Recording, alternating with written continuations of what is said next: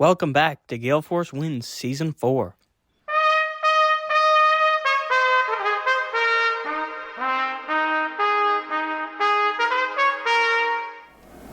Well, here we are. It's Gale Force Wins, and I always introduce when we have different people a very special edition. Well, in fact, this is a special edition today. My name is Jerry Carew, and it is Gale Force Wins. Thank you for joining us on the journey. Today we have a co-host, Pam Party, and our guest is Steve Randell. But first of all, I'm going to ask Pam to introduce herself, tell us a little bit about what you do, and then we'll get Steve to do the same. Well, I'm honored to be here, not only with you, but of course with Steve today, because Steve and I have known each other for a little while, and I'm certainly a fan of his latest book. But I'm Pam Party Promotions, with my partner Perry Langmead, partner in life, partner in crime, partner in employment and out in the world with Pam Party Promotions. He's behind the camera, so I have to mention him exactly, totally. He's on hair and makeup today. And it's my honor to work in the entertainment field, doing promotional work, and do a lot of charity work as well. With we were honored to win a Music NL Award for Event of the Year for 2023. That was for the Fiona concert. We raised over $2 million. I was co-chair on that with a lot of amazing, incredible people. And I've also worked with you before on a charity Ben's benefit. You accompanied Carolina East. I did. And did a beautiful job. And actually you helped us keep on time. That was broadcast on NTV Plus, so I really appreciate that. And so Perry and I are out in the community, out in the world, doing some entertainment promotion. And we've actually done some work with Steve here on promoting his book. Well, thank you for that introduction, and obviously you've been in front of a camera before with that introduction. Time or two. Steve, we're going to get you to introduce yourself, but before you do, you and I met each other. Remind me when we first met. I was selling advertising and you were working, where was that again? It's a place called Music City. Yes. We were on the old, I think it's the old Maggie's Bakery property by Bowring Park, and we had converted that into a music store. And you would come in with the paper you're with at the time and sell us some ads. And yeah. We did a lot, actually. We did a lot of business together back then. That is how long ago? That would be 20 plus years. Probably in 1999, 2000, 2004, 5, maybe around that area. You're right. Yeah. So. But I'm kind of trampling on your introduction there, but I had to try and figure out, place it. I've been involved in business development for 40 years, and there's times when I've met people like yourself, and I'm like, when is the first time we met? But anyway, I'm still trampling on your introduction. Steve, introduce yourself and tell us, a little bit about your journey, and then we'll have a conversation like we do, Pam, based on what you tell us. Sure. So, my name is Steve Randell. Stephen L Randell is my full name. I wrote a book called My Child Is An Addict, Navigating Through Your Child's Addiction, based on my experience of having a wonderful young man raising a wonderful young man who eventually turned to some addiction that turned into some addiction challenges. And so I tell that story about how anyone can be doing great and things can still come off the rails, and his journey until he unfortunately passed away just 2 years ago, July 2022. And so I've been out with Pam's help, of course, letting people know about the book, about the journey, and how it can help others. So that's been what I've been doing for the past 6 or 8 months, and we're on a great path, and we're reaching people. It's been going really well. Well, I appreciate that, and we're going to delve into the book and the experience that you've had. And it's not going to be an easy journey, but I think it's an important one. And kudos to you, Steve, for your courage in writing the book and talking about this. Before we talk about that, your journey through life has been an interesting one. Tell us a little bit about where you started. You've made a career for yourself in various industries. Mm-hmm. Talk a little bit about that, and then we'll delve into your son and some of the challenges you had there. Yeah, if I took my adult life and that journey in a nutshell, I always thought I was just going to be in music. Because I loved music very young, was involved in church music as a kid. It came up through, so I left home around 18 years old and thought I'll go be a rock star. That can't be that hard, you know. Few people have that dream. So off I went, and I did some university course. I was always a lifelong learner. I always enjoyed learning. So in all the music stuff I did, but there was one point somewhere along the way where I just got really tired on the road and had a lot of learning curves to realize that, you know, this is not as easy as I thought. What instrument? I play bass guitar mostly. That's been kind of the thing I did. And keyboards. You I played a little. quite well on keyboards. I And can sing? What? Like a crow. Yeah. No, not quite that bad, but yeah. So I did the music thing a lot. But when I got, this is where the Music City, as you just mentioned, came into it, because when I clued up with that, well, I came off the road. I was with a great band and having a great time, but I was tired and I just wanted a break. And so I went to this music store, which was a brand new music store that was on Black Marsh Road. And met the guys there and said, listen, I'm looking to do something in the music business. That's what I felt like I knew. Yeah. And that's where I started to learn about sales and marketing, business development. So that was a wonderful learning curve. So I was there for many years. Always kept the music thing going and always did that back and forth. From that point on in my life, I was always involved in some kind of sales, business development. Eventually went into real estate. I had my own real estate company for a while and had a bunch of realtors working with us and did that for a long time. Through that is when, towards the end of that is when my son first started to struggle, son Zachary. And that shifted. You're focused on your work, you go from being focused on your work to more so being like trying to survive and figure things out. You're only, for me, I was only half showing up anymore. Mm-hmm. So it came a point I just wanted to stop it all because I was in this inertia of life of trying to get up every day and save, grasp, control, fix. You know, I was doing all those things, and in all that, I got a call from one of the VP of operations of a big retirement community, and they just said, "Well, I'd be interested in doing some things with some, you know, business development with them." And it just literally, I think it was a Monday afternoon, I got the call. It just came in. I'm like, I didn't really know what they did, really. Like, I didn't have an understanding of what the retirement communities consisted of. So I went and met with them, and it sounded good, and I think the change was kind of exciting to me at the time. Something just take me out of everything I was doing. And so I did that up till just this past fall. But during that journey is when my son passed away.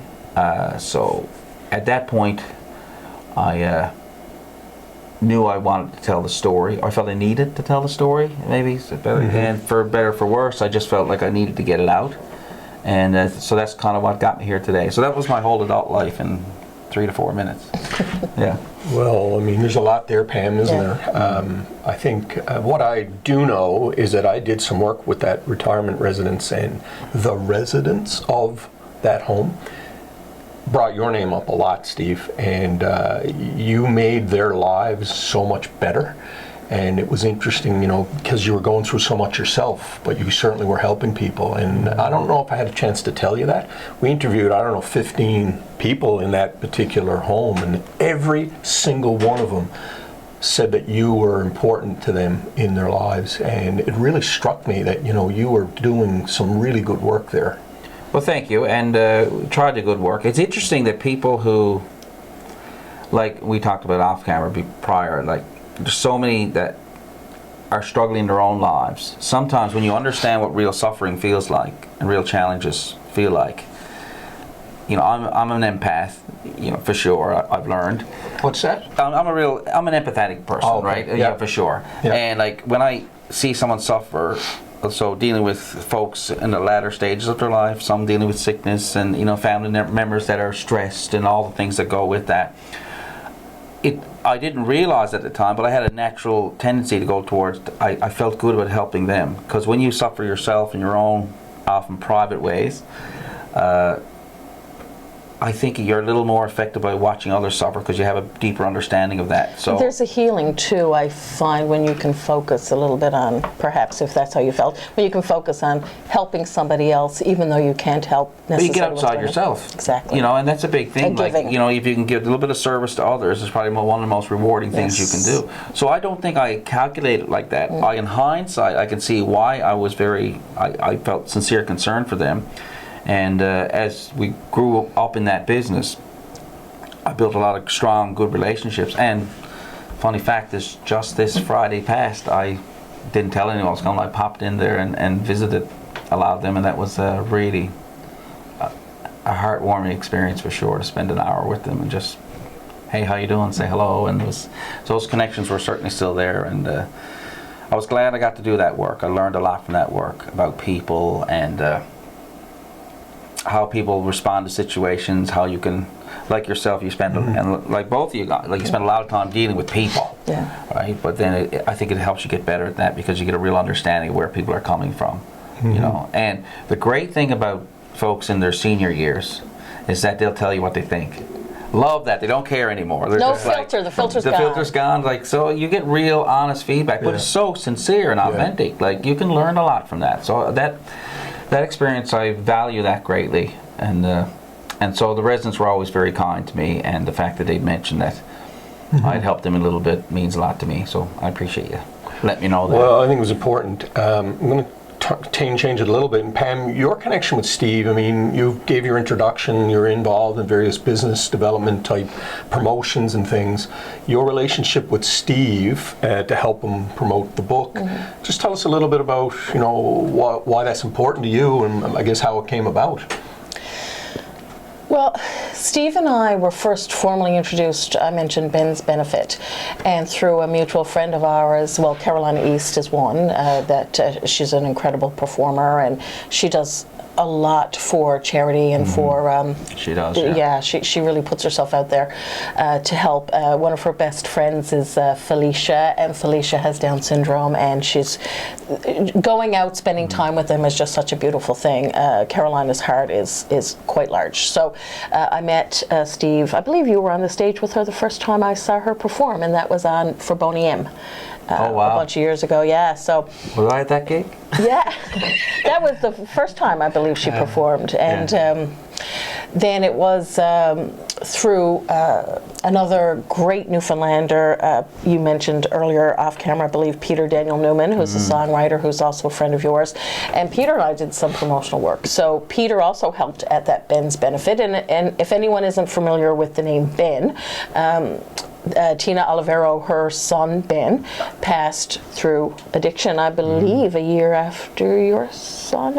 There was, within a span. I believe there interesting enough, both Ben and Zach were known to each other. Right. And so shortly after I heard it, I called Tina to Yes. say, just thinking about you and whatnot. And we had a good conversation, and again, the similarities were unbelievable. And the odd thing was, at the time when I initially reached out to you to ask you to help with Ben's Benefit, I did not realize that Zachary was your son, and that connection. And I remember saying to my partner Perry afterwards, I said, ouch, I wonder if that's appropriate. And I did mention it to you after, and you said happy to do this. So when I found out about the book, I had a conversation with you, and I remember asking if it was okay to ask you about Zachary and to find out more, because this book is very high level in a lot of ways. It's not a how-to necessarily. It's very high level, and I know for some struggles that I have been going through in my past and present, that I don't have a child suffering with addiction, but we've certainly had issues in our lives where we take on, as a parent, we take on a lot of guilt. As a partner, we take on a lot of things. So that has helped me on a number of occasions. So I have told your story, the Down Home magazine, that's going to be coming out soon. And I've connected you. Rosie Mullally from NTV did a beautiful piece. Russell Bowers with VOCM also did a beautiful piece. And I accosted you to engage with this conversation. Yeah, you had my arm behind my back. It's still sore. And we had a lovely coffee meeting, and I threw this up and some other opportunities, and you were certainly, of course, you were familiar with Stephen. I'm going to interrupt you. The reason, too, is I'll tell you something about Steve.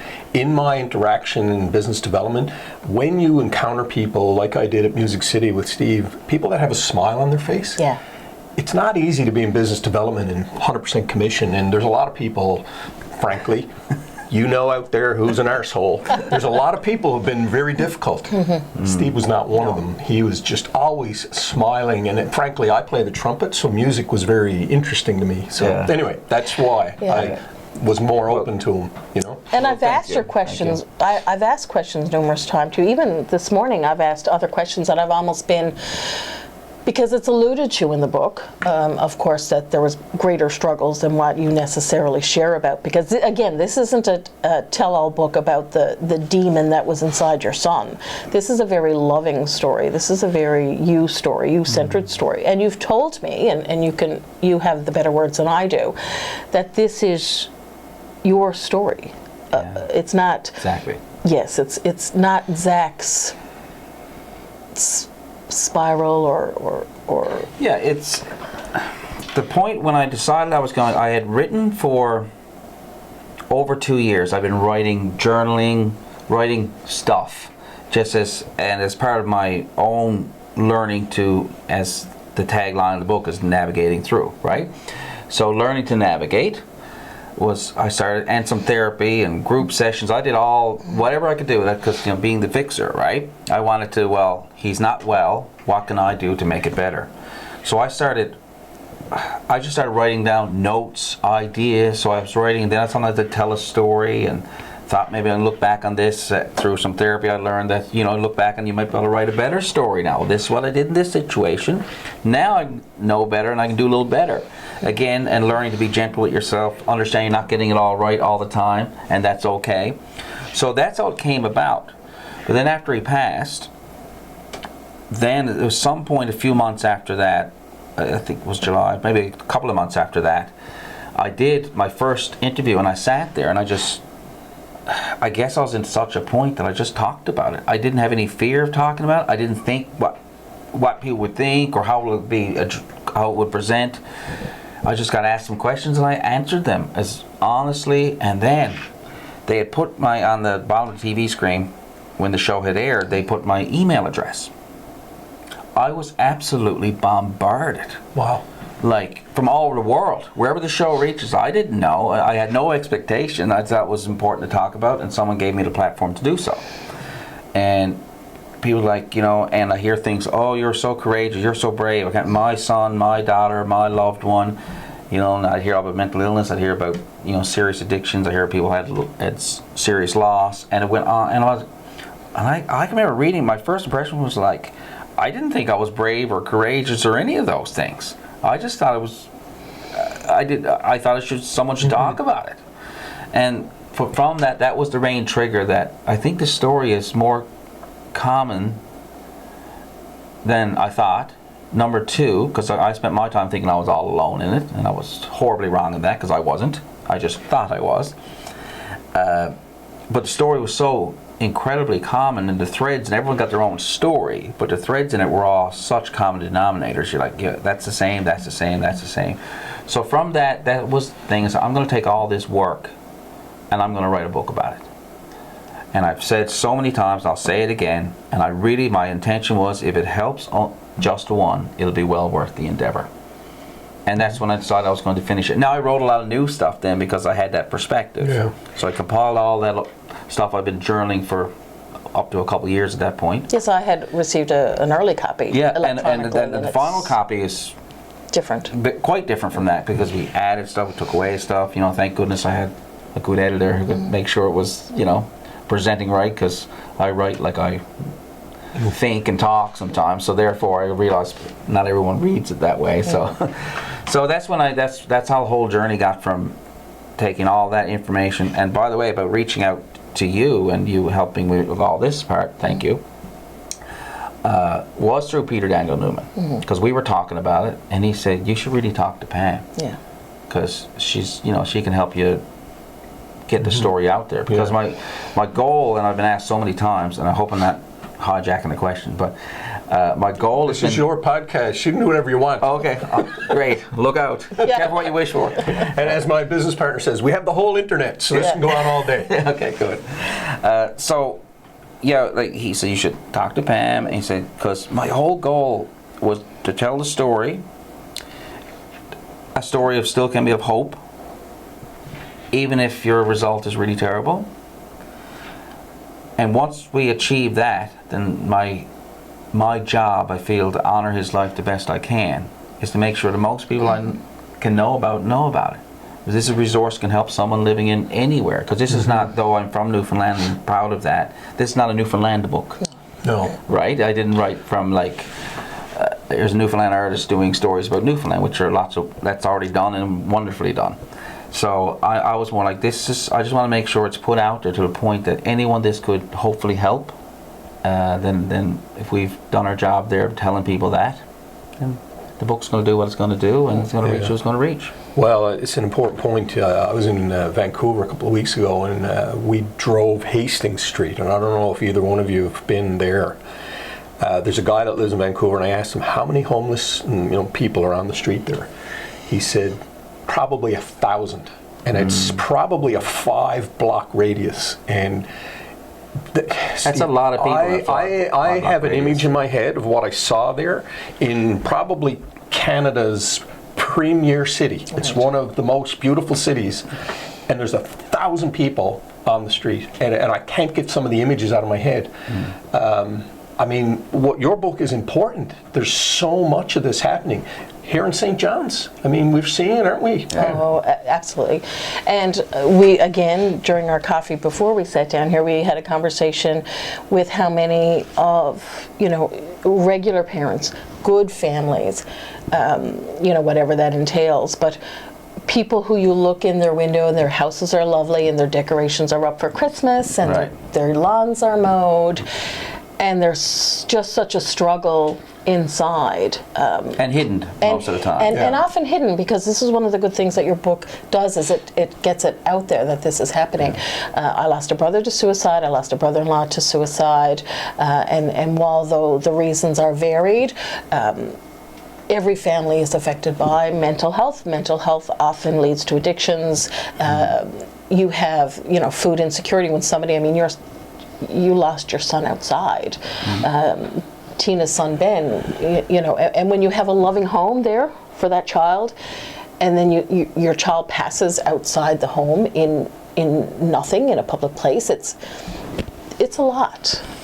In my anger of all of it, because that was one of the first things that happened, the frustration, then the anger, then you feel like you lost the battle. Because remember, going back to the fixer part, if nothing else, I never thought as close to death as he had come. We had several bad episodes. I just always thought someday we're going to turn the corner. Someday. So there's always a reason for hope. And again, I did write a little about that, the hope to despair roller coaster, I called it. Like every little bit of good that happens, and the smallest, what would be a normal good and average. If you were supposed to give someone a call at 11 o'clock, you called them at 11 o'clock because you said you would. But when they said they're going to call you at 11 o'clock and you're like, oh wow, they're really getting on the ball, getting their life together. Like you make this big event. And it's like, well, if you have someone not dealing with any mental illness or addiction or anything like that, this would be normal behavior. They said you call, I'll pick you up at 10. Well, they picked you up at 10, right? And so I would build this up to this height because you're holding on for all this hope. And that's what, but in hindsight again, that was a lot of the fuel that kept me going. And then of course, when the inevitable would happen, they fell off the rails, they didn't do what they committed to do and what have you. Then you go this horrible despair. It's like, an elation to deflation, I say. It's high to this low. And I talk about how just one of the little suggestions I make, like try not to make your hope so high, and therefore that deflated part is not so rock bottom terrible. And you start to find these balances where you can start to move through it. And talking about it is one of the things that nobody wants to do because there's a shame part. And like who wants to go to happy hour and start talking about, hey, what are your kids? When it would come up, like people talking about their kids, right? And they're celebrating their kids. Oh, they just graduated this. My kids just got this university thing going on. Got this new job. Oh my goodness, they're traveling the world now. And you'd hear all these stories, and as parents should, they celebrate their kids. But I'm in the same event, either changing the topic or just quietly, like Homer back into the bushes, just like kind of, they're just quietly slipping away because I feel like, well, why would I tell them about that? Number one, I know it's not the space to do it in, and parents absolutely should and do talk with their kids, and it's wonderful. But that was the shame part that I had to learn to work through it at some point in the right spaces. I went like, my son's not okay. And my son used to do. I could always talk about all the great things he used to do. And it was, playing some hockey, or he loved golf, had a job, like all those nice things I could brag about. But it was like this pause at about 18 years old-ish, where it went the other way. So the stories I could tell were up to them. Yeah. And sometimes, honestly, I'd be in these groups and I'd be telling this story, but realize that was 4 years ago. Right. But that's what I would tell, because I had the shame too. Shame of not being ready to talk about. And number two, thinking, and this is the big, in our own head, thinking no one wants to hear this anyway. I'm just going to bring, I'm going to deflate But there's the room. a fear too when you have a child that does well up to a certain point. I have a 15-year-old daughter. You have a teenager, 16, 17. right? Actually, just turned 17. So. And when someone slaps you in the face, that there's a reality that honor student, that person that's having fun and hanging out with friends, can become addicted at any time, at any point, can suffer from mental health at any time, at any point. It could be just something, lifestyle changes, could be chemical imbalance, could be a whole host of things. Right. And our lives, anybody's lives, can be affected and touch, and nobody wants that. Like it's like it's a disease. We don't want to catch that. We don't want to have that. And it's so in our shocking home. to people too that early on, those who love someone with mental illness And Zach and looks addiction, so much like you. The Yeah. pictures, wow. that picture's one picture. Others can see it better than I can. There's Oh, one picture wow, where it's actually incredible. he's loved basketball. Like he played like hobby basketball with his friends, but he loved watching basketball. So for his 17th birthday, we went to I took him to New York, and we spent a week there, just the two of us, and it was fantastic. How old was he at this point? 17. He was 17, actually, we flew on his 17th birthday. I surprised him. Like, you would give little hints all week, but I surprised him and actually got on the plane ticket. We're getting on the plane like in 3 hours. And so we went to Brooklyn and to the draft, NBA draft, which I knew nothing about. But this arena must have 25,000 people. I don't know what, it's huge. Yeah. And people are losing their minds like a concert. And I'm saying like I don't know. I'd be like you. I'd be glazed over. Yeah, but they were like booing and cheering, and he was having such a great time, and obviously all these people around him were high-fiving each other. They don't even know each other, but they all related to this. But there's a picture of him and I right before we walked into the Barclays Center, it's called, I think. And we grabbed the camera, and I can't take selfies for the life of me. He was pretty good at them. So he held the camera, and we leaned our heads and just took the picture. And when I looked back at that one, I went like, we are the same. Yeah. Physically, we look so much like at that time. I digress, but that's a heartwarming part. I hold on to seeing those you stories. smile, and I've lost my brother now for a number of years, and I'm at that same point where I get it, but I'm wondering if some people, if they see you happy and sharing those memories and embracing that, if sometimes maybe, I hope, one of the things that comes out of this podcast is that positivity. Just because someone has passed doesn't mean you can't mention their name, or you shouldn't mention their name to someone. Hopefully nobody is tiptoeing around you now because... I don't, maybe, and if they are, but I don't think so. I don't feel that. I mean, some people might want me to tell a different story, but the whole purpose was, if you finish the book, you'll realize that what I'm really saying is this. Life goes on despite loss. And you have all these happy memories and stories. And I focus on the happy memories. When I think back, I could sit here and spend an hour and maybe be good for ratings, I don't know, and tell horror stories. So terrible things that happen when he's in active addiction. And they'd be typical of any parent or loved one could say the same stories, I chose not to focus on that because that was the last season of his life, but it was only a very small part of his life. Most of his life, he was fantastic. I was very proud of him. He was a loving child, young man, great social guy, just big smile. He was just a great young man, easy to be proud of. So in that small section, it's important to tell that his life journey ended tragically, without a doubt. But then you go like, what would he want now? What do you want Dad running around talking about horror stories? Or what about all the cool stuff we did and all the happy times? Because that's what I remember most, by the way. And since he passed, yes, I had my season of working through, and I may be always working through it. You know, there's still waves of grief. I expect them to always come. This Father's Day passed, I found harder than last Father's Day. Yeah. Why? Nothing different Christmas. happened. But the first birthday, the first Christmas, the first Father's Day, you know, all those things. And then the anniversary of his passing, which is coming up now next Monday. And those, I expect them to be challenging days. But there's other days they're most normal, like you're hanging around on a Thursday. I was at a dinner recently, and I excused myself early. I got really sad. But I've learned that happens, and that's okay. So I'll just quietly thanks everyone. It's a great time, and I'm not super social right now. And go feel it and have that time and come back around. Point being is that Zach would want me to have a good life. Zach would want me to honor his life by making the most of my own. And the message is to others who've had tragic loss is that there is a life beyond it. You have to choose it and you have to work on it. But you can choose to be miserable. You can choose to stay stuck in it. You know, I've chosen that I accept that it'll always be a horrible event. It'll always be that. That'll never go away. I don't spend my time waiting to get over it. I spend my time learning to live with it. And if I can do that and be maybe some small example of how other people can, that you can still live a life despite. It's like you see someone have a terrible car accident and now they're quadriplegic. You see some people are miserable forever, and you see some people who they do incredible things after the fact. Yeah. They chose. Doesn't change the fact that this horrible thing happened, right? And that's the message. Really, is a book. There still can be hope. Let's hope your loved one gets better. We all want that. I mean, that's the goal I had too. But there's certain things you can do, and do everything. I tell people all the time, do everything you can do, but accept there's some things you can't do. You can't make choices for people. You can't control people's decisions. No. And sadly, you can't cure them as much as you'd love to. Well, you have a little saying with that, if you want to share that. What is it? You can't you can't cure. Yeah, it's the three. This is the 3 C's, which a very smart therapist taught me.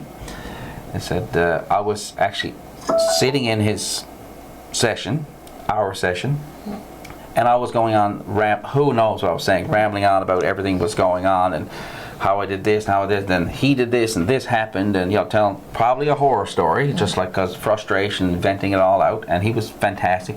He let me go on for a while, I don't know how long, and all of a sudden he interjected and said, "Remember the 3 C's." And I'm sitting there thinking I'm, smart as he is, which I was not, and I stopped for a second, and I'm thinking in my head to come up with the 3 C's that made sense in this form. And I had nothing. He let me off the hook in a moment or so. He said, "You didn't cause their addiction. You can't control your addiction, and you can't cure their addiction." And that was a game changer for me. It's not like I changed overnight, because that's a gradual learning process. Right. But when you get that in your head, realizing, do what you can do. There's some things you can't do. And those 3 C's, I believe, and you can probably attest to this yourself in your own life, are important in many relationships. You don't cause, it's a life skill. It's absolutely. Very great lesson. And on the feedback I've gotten from the book, which has been varied and all over the place, one part, I don't know what I expected, but when I heard this, I certainly didn't expect this part, was that people are going like, "Oh yeah, like I don't have a loved one dealing with addiction, but that we're going through this," or my relation was all like how these principles started speaking to people in all different walks of life. And that was really and good. It's a wonderful thing to find out by accident, really, when people are kind enough to give me some feedback. And so I call in the middle of the book. I'll call a little bit of an advicey section, and they're only suggestions from what I've learned. Take it what you will, but in that, people pulled so many pieces to relate to their own lives that weren't necessarily my story. But it's interesting, those life lessons can be so spread amongst different circumstances and be effective. Steve, I'm going to interrupt you there and ask a couple of questions, and I'm going to dig a little bit, because as a parent of 2 boys, people watch this podcast are busy. Most of them are business owners, busy lives. What are the indications, and I'm sure you've been asked this before, but give us a sense of what you think are some of the indications, because my boys, there's alcohol, there's marijuana, there's all kinds of drugs around them, and I am on edge wondering how much they may be experimenting with it. So you know where I'm going with this, right? So those people out there that need this help now, first of all, how do you identify it? Second of all, based on those 3 C's, how can you get some control and help, It's a good question, and again, that got asked a lot, and I didn't expect that question either, because as I'll say the loved one, it's often the parent, but the loved one, I think we're always, when you got a 10-year-old, you learn how to deal with a 10-year-old. When you got a 12-year-old, now you're figuring out how to deal with a 12-year-old. Then you got 16, and you're like, right? Now, that's another person. Yeah. I think we're always learning as we go. If you've had 2 or 3 children, maybe you're a little better at this phase, because you kind of went through, I guess. But when you don't kill one, they bounce, or you kind of maybe get a little more confident. Yeah, you do. Maybe. So the indicators or terrified, whatever. could be none, and everyone wants to know. Well, I want to know the early signs so I can go deal with it. If the home is in disarray and dysfunction, and if someone in that family goes completely off the rails and down a bad path, it's so common for people to say, well, look, they didn't have a chance. They're a tough neighborhood, or, absentee parent. Well, they'll blame things, surface stuff. Hereditary, nature, nurture. Oh, here we go, right? And then you got the other side, wealthy people, successful business, good community people, all those really positive, good things that people admire in society, again, on the surface. And their loved one goes completely down a bad path. They're like, they never had a chance. They were spoiled rotten. Everything was handed to them. Yeah. A lady talked to me with this one day, and she gave a similar example, because I realized after she had went through it, and I didn't know at the time. But she said, the moral of the story is, don't listen to what anyone has to say. Right. Because it's just an opinion, an uninformed opinion most of the time. Listen to those trusted advisors, if it's therapy or your church group or your trusted friends, what have you. That's the people you get some really positive feedback from, and helpful feedback. But as far as the indicators, they can be super subtle, and they might mean nothing. So this mightn't be that helpful, because there's not a straight answer to say, do this, and therefore you'll stop it. That's the control part. That's why I wrote the book from a perspective of not so much fixing a troubled loved one. It's learning to be the best you can for you. So if they run down a bad path, have a hiccup, maybe that's all it is. Or if they go down really terrible for long term, at the end of the day, you have to be the best version of you can be. So you're ready when they need you. And that is more of an advice part than it is to how to catch it and stop it. Because I don't know if you can. Yeah. I think you love them as much as you can love them, and you be there for them as much as you can be there for them. But as emotional, connected humans, we have. I think we all have this sense of we can control it and we can fix it a little bit. We can get in there and help you. We can help and we can support. Yeah. But they say, like, the first time I saw a little bit of it was just weed paraphernalia on his bureau. I mean, first time I saw that, I was like disappointed.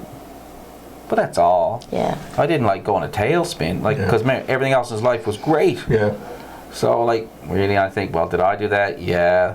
You know, I look back at me, like, and I, up through the music scene, I did lots of bad things. I can imagine. Yeah. So that's another podcast. We'll get into Blinders on. That's podcast 2.0. Yeah. So I did all the things, and eventually, went like, we're just partying or having fun. That was the environment you're in. But I never had that tendency to move towards, real numbing and all those things and really getting addicted to things. It's been, now I'm no scientist, I am not a doctor, of course, or anything of the like, but it's been quite noted that someone can walk into a casino and put $20 on something and win 30 and go, well, that was awesome, and leave and never walk in again. Another person can walk right behind and put $20 in, win 30, and never leave. They say, well, you know, there is a difference. That some people certainly have a tendency towards these things. And in Zach's example, and his example of many, you know, with his mental illness and things he had going on, so there's certainly, when you're feeling bad, something that makes you feel good is pretty valuable. You know, and even though it makes you feel bad again in the long run. So I've learned some understanding of why he was doing it. I don't think you ever get the opportunity to get in someone's mind completely, but I understood he was suffering, and he suffered a lot, and that always makes me sad.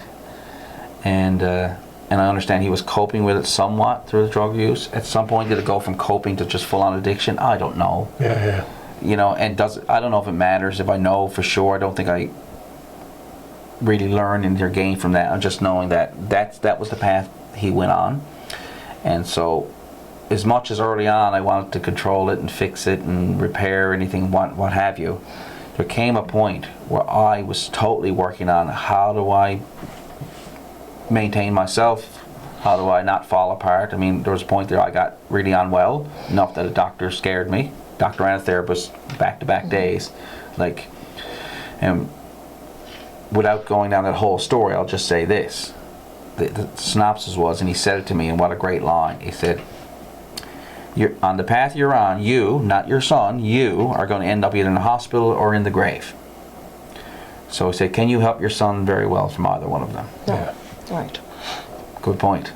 So I realized I had to go out and start trying to take better care of myself, be at the best version I could be, instead of spending all my energy, and I still spent a ton, trying to control his decisions. I mean, I did all the driving around the middle of the night and paying off drug dealers, and I could tell lots of horror stories. And I realized it was all futile. I'm going to run myself into the ground, literally, doing this. And if he ever chooses to get well, or at least want to, then I need to be at a place where I can help and support and do what I can. And the way I was going to be no help to him, because I wasn't going to be well enough myself to do so. So I think it goes back, and I know it's frustrating, and I'm still frustrated. It's so unfair when a loved one gets himself in a bad way. It feels so unfair. Like, they were so good. We thought we did everything. How many parents have asked me, countless, well, what do I do? What do I do wrong, and what do I do now? I'm like, what if you did nothing wrong, and there's nothing you do now? That's a tough pill to swallow, and feels really unfair. But what you can do is keep learning, get better at it. You're dealing with a new child now who has different things, and work on yourself. And sadly, that doesn't give anyone the fix they're looking for, but you have to work on yourself, being the best version of you can be. So if their journey lands in death or jail or those things, you had to be a person that can learn to deal with that. If their journey lands, we hope, in recovery, then they still need you a whole lot now too. They need you more then, because they're still around. That you can be there for them and to support them in their recovery and be the person they need, because they'll need you more now than ever. And you can't be your best help to anyone if you're at your worst yourself. It just two don't go hand in hand. Steve, when you drive by a gathering place, for example, like, what keeps you from like stopping the car and jumping out and trying to help everyone? Well, I went there a few days ago. Did you? Yeah, I spent 3 hours there. Wow. I have friends who are involved there. Yep. And they called me, invited me over, which was very kind. It'll always break my heart. Yeah. Right? And but I love those people, because I tell you, it's a snapshot of a human in a tough spot. But you ever take the time to talk to them? I do this all the time. I tell you, I suggest anyone do it. So if you're giving someone some spare change, do it all day long. But do that. But talk to them for a second. Yeah. Not to be some saint or savior. Just talk to them. And every time you take the time, they feel like you're actually listening, they'll start telling their story. because they want to be seen for who they are, not for my circumstance today. Yeah. Right? And I stopped. He was outside of a local grocery store, sitting on the corner. He looked like a homeless person, that stereotypical. So I said, "What's your name?" And he told me his name. And I said, "Now what got you out here today?" And he stopped for a second. He looked up. He lit up a little bit. Yeah. He said, "I had a job that made $80,000 a year, and I did this." And he went on to tell a story how he got hooked on prescription. I was Gave like, it to you. He's dying for someone to hear him. Like, I'm not a bum. this. I'm not a, I want to do better in my life. And just the fact that the stories are all there, where people talk about when this happened, and then some people are innocent. I got prescribed something that I got addicted on, and then it spiraled from there. That my children don't talk to me anymore. I've heard that one a lot. Yeah. Where, and my wife left me, and it's not all males, it's all around. And so it's heartbreaking that it's still happening, and sadly it seems to be still growing, the problem. But I think the more we can do work like the Gathering Place, which is doing tremendous work and getting better. I would encourage anyone, I'm not soliciting donations, but if you got money to contribute, consider places like the Gathering Place. They are doing amazing work, and they're doing very effective work. Mm-hmm. They're far more than just giving out a meal. Right. That's just scraping the surface of what they do. So it is. You still get all the feels going by there, and I see Zach. Was he in there? Yeah, he's been in there. Mm-hmm. Yeah, so he would stay with me in his active addiction time. He would stay with me as much as he could, and he had stints of trying. He always tried to get better and to get sober and those things.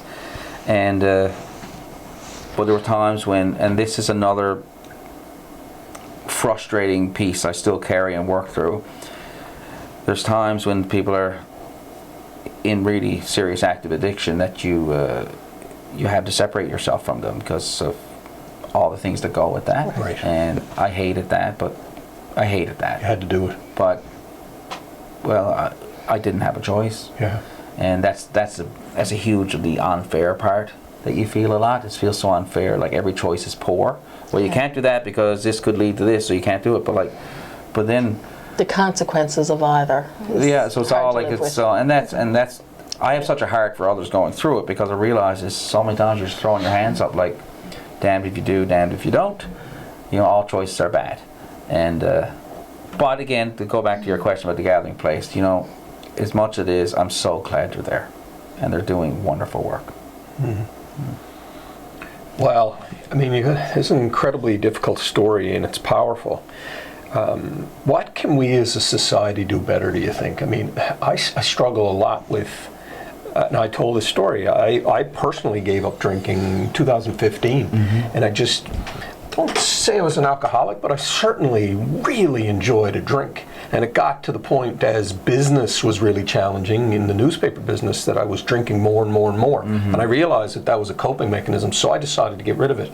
But I see a lot now from that perspective, and I always, I worry that I'm preaching when I get this, know. But my life has been enhanced dramatically since I've taken that out of my life. But I see a lot of people. And social media, I struggle with that a lot, people posting pictures about the drinking and all that. And there's an undercurrent there of maybe there's a little bit too much going on. Maybe I'm pontificating here now, and I apologize to anyone if I've lost you. What do you think about stuff like that, Steve? Well, it's why you do it, right? It's really why you do it. So if anything in your life is becoming a mechanism to not feel, you probably should look at it. Interesting. That's all I would say. And again, that's a suggestion, not preaching to tell anyone what to do or not to do. You worry about preaching, don't you? Yeah, very much. My dad's a Pentecostal minister, retired Pentecostal minister. Fabulous preacher. And but you don't want to do that. That's not my game. That's his. He already did that really right. I'll leave that to him. But so in my approach was like, it's not about this. People, want whether the extreme, the black or white. Is this or this is yes, this is no, this is right, this is wrong. I'm like, well, very careful. Everyone's different. I know people who should not drink. easily. I would tell you should not drink, right?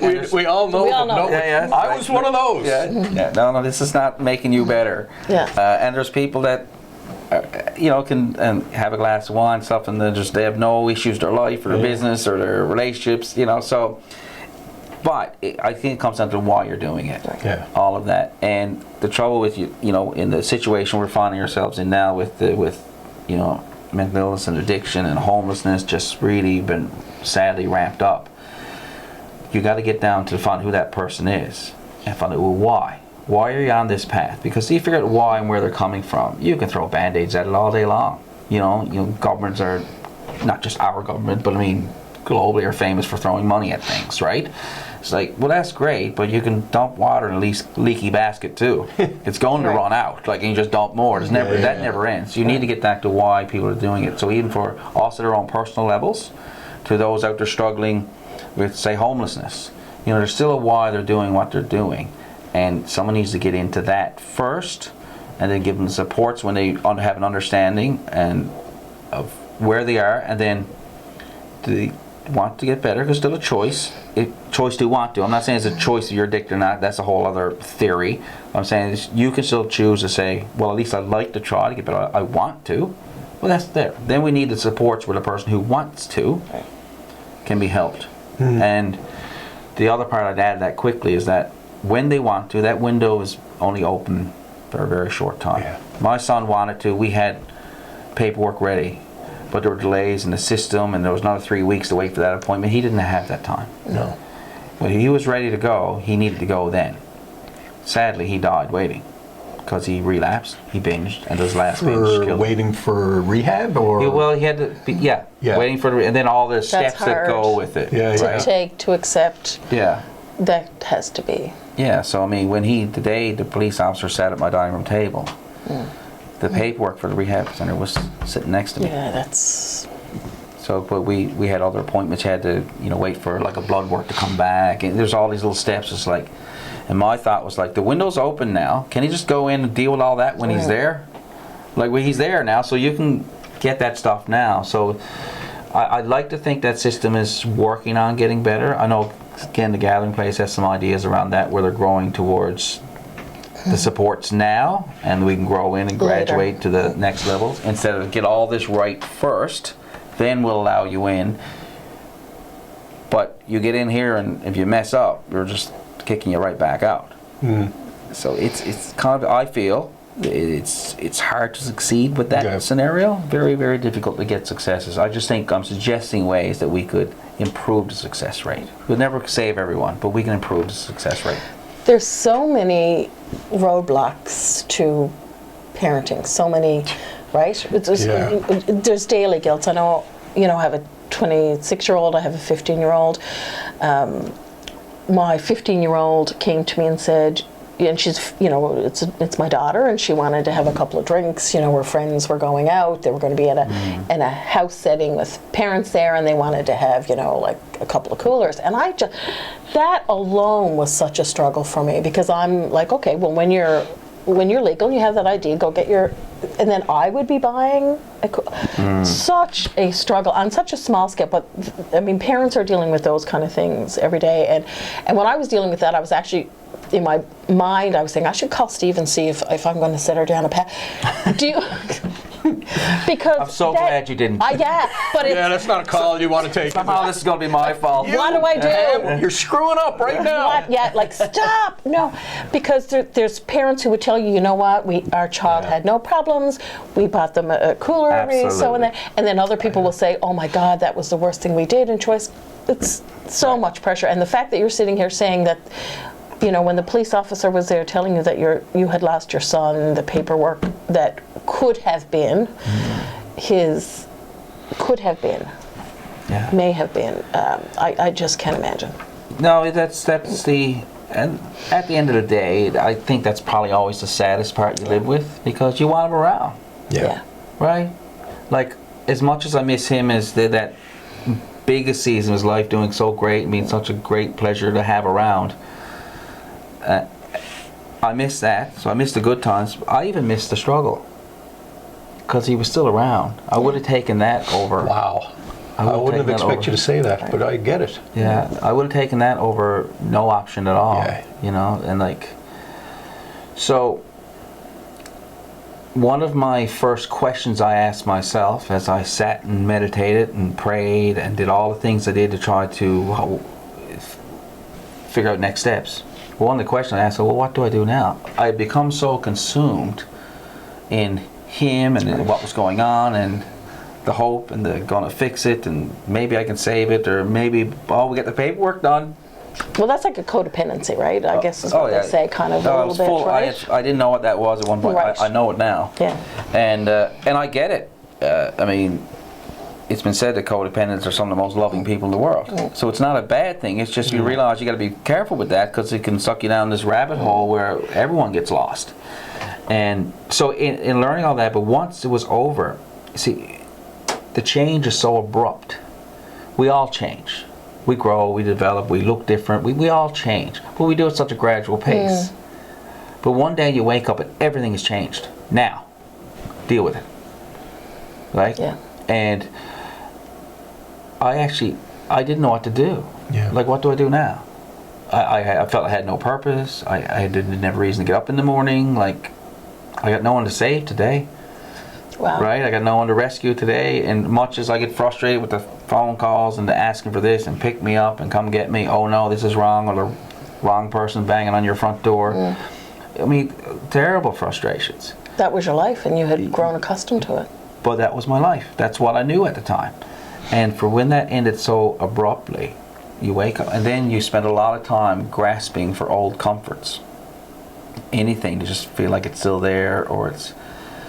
So you miss all of it, and that's the hardest part, what could have been. I still think about that when I see... I'm going to see a really good friend of Zach's, and I've stayed in touch with, and they were best friends, and he's went on to work in the serving others, and very proud of him, and so I check in on him quite often. And we'll have a great conversation today for sure, but to see him, same age, thriving in life, doing good work, he's sitting there like, oh, I'm so happy for him. Right. And I know Zach would be very proud of him. But you know, there's part of that hurts, right? Yeah. But that's part of being real. Yeah. I'll always be a parent. Yeah. So there it is, and that's the part where that's what I always talk about all the time, like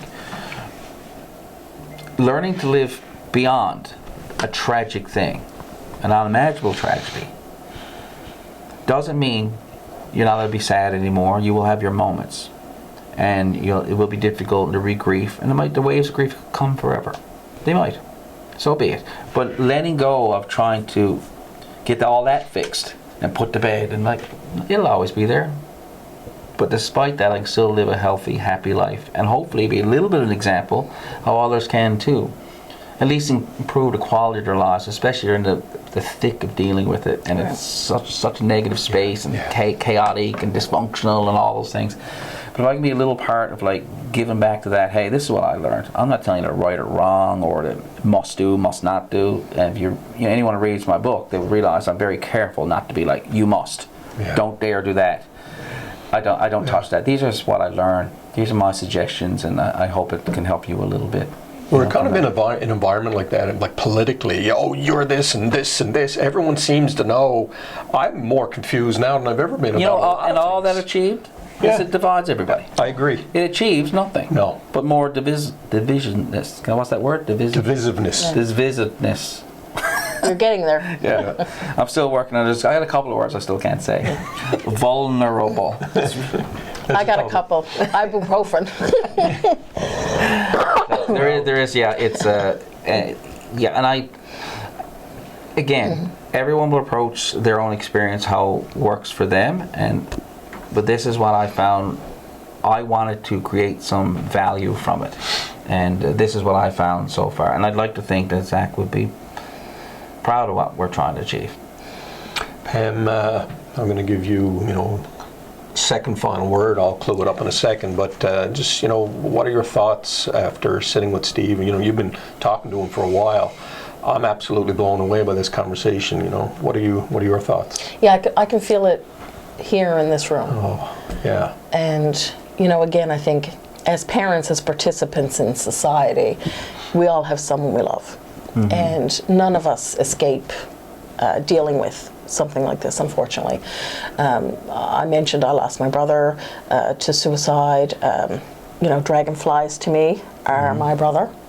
And I don't know if you remember, I reached out publicly to you on Facebook in a post on Father's Day. I don't know if... I do, yeah. Thank you. Because you were in my heart, because I know what those occasions are like. And I recall the first anniversary of losing my brother, so it was his death in our mind. The anniversary was death in our family. It was it was this cloud. Almost from the day we buried him, we were thinking, this is coming up. What are we going to do? What are we going to do? That anniversary of the death. And I remember we all gathered. We went up to Ontario. The family was there, and then we were just sitting around looking at each other, and we're like, we're never doing this again. We are never, ever doing this again. We cannot, because we're not honoring his life by sitting around looking at each other and waiting for this cloud. It was like we were waiting for this clock to go off and we were going to cry, or we were going to mourn, or something was I don't know if we thought the heavens would open. I don't know what we thought, but it was just it was a great learning for us to realize that, okay, we have to see him in the little moments. For my brother, it's the dragonfly in the garden, it's the when you take a picture of the family and there's a light, it's these things, it's the dimes that you find, it's all those little things. And having gone through that, I thought of you, particularly on Father's Day, and I appreciate that. Yeah, and I don't know if because some of us think that that's going to make it worse, but I know, having been in there, it's mentioning, and I think that means a lot. So, again, your story, because of my brother, because of being a parent of a 26-year-old who doesn't always think I'm great and likes to point out my failures. They know you're great, just not ready to tell you. Yeah. I got to tell you a quick story. So I'm at the Y, and I was telling my wife was pregnant. I was telling this guy, and he goes, Jerry, he said, I have 2 twin daughters. And he said, up until the age of 12, I was their hero. Overnight, I became an asshole. Oh, wow. I'm a big asshole. And yeah. And that comes around. Yeah, I hope. Yeah. But I don't know. It's been an eye opener to me. The book, getting to know you. I watched and listened, and I know because I send you messages. I'm like, oh my God, it's on again. When the piece on NTV came on again, I had to watch it as intently the second time. Sitting here, talking to you, we've spoken on the phone, doing the stories, for the interview for the Dan Homer. It's just as powerful and important to me every time. And I wish, as someone who lives in society, that we could fix, families. And make change. Tina's always on my mind, of course, with Ben as well. And, remember, folks, the kids today are going to be shaping our society tomorrow. So any kind of support that we can give absolutely people and families, and remember that it's not just somebody sitting on a bench. Yeah. Somebody's daughter, guys. Somebody's son. Yeah. Steve, well said. We've talked about your journey. I want to give you a moment to talk about where you're going. You have a book. I think you have a website. Tell us a little bit about where you see the future, because it's so heartwarming to sit with you and see that through the pain, you actually, I read this here for Zachary, thank you for teaching me how to be a better person. Wow. Tell us a little bit about where you're going, and then we'll say goodbye to everyone. Yeah. So I get asked a lot about how do I find out about things. So I tell everyone, StephenLRandell.com is my website. Everything is on that. You just go there, and if you want to buy it from Amazon, you want to buy it from my site, you want to buy anything, you want to find out more about what we're doing, the charity side of things, who I am, it's all there. So you go there, you can take it from there, and you'll have everything you need to figure it out from there. The journey now is very important to me, that everyone who could find value from this resource can find it. So that's what we're doing next. What this has led into, and when you write a book, this is the first book I've ever published, so what's interesting is what the back end of that you don't plan for. Right. And so I've been doing a fair amount of speaking engagements. I have a lot more lined up, and that's growing. I got to do some stuff out on the west coast of the country coming up soon. And so the word is spreading, and we're going out and we're talking to people some are people who are loving someone who's dealing with mental illness, addiction, and those types of things, or just parental struggles in general. We're talking to youth who are like, you know, hit them between the eyes a little bit. You're not as invincible as you might think you are. Yeah. You know, and that's been a good, relatable story. We talk to people like that because they get it. And someone like me, I find I enjoy connecting with them because I can. Because I was cool and young too, and invincible, right? Like, you can't pull it over me. Yeah. And I can tell you how bad that can go. Quick, and get out of your control so quick. So it's been, the journey now is to go out and take what we've written here and what we can say to people, and let's hope we can help turn the tide that people start making better choices for themselves, that they can avoid the pitfalls of going down that rabbit hole, because you can go so quickly from a superstar, to a food lineup in time that'll spin your head. Yeah. And sadly, we're seeing a lot of that. But if we can at least make that a little bit better, then that'll be the journey for now.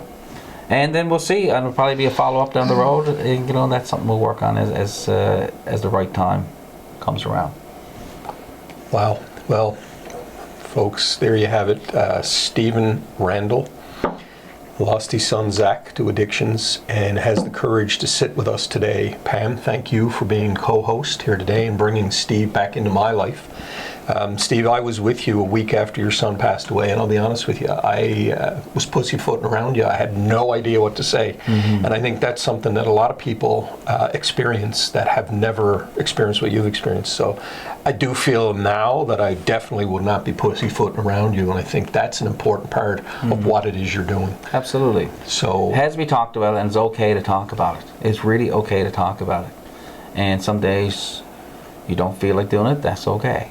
But understand, no matter who you are and what circle you're in, for some people, like I said earlier, it might be a certain group they join, or they might enjoy group therapy sessions, they might enjoy personal therapy, they just might have trusted friends, some have a church group, and everyone has their own thing. But find something. Because, you know, like Tony Robbins said, stay in your head and you're dead. Well, I can tell you this, you got to live in the moment, folks, and I'm a big hugger. If I wasn't wired up, I'd hug this man right now. I'll do that after the recording stops. Thanks again for joining us. You know, we are Gale Force Wins. Please follow us.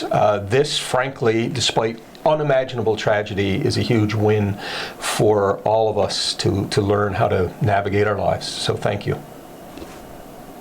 Thank you for tuning in to Gale Force Wins. That's Gale Force Wins, WINS.com.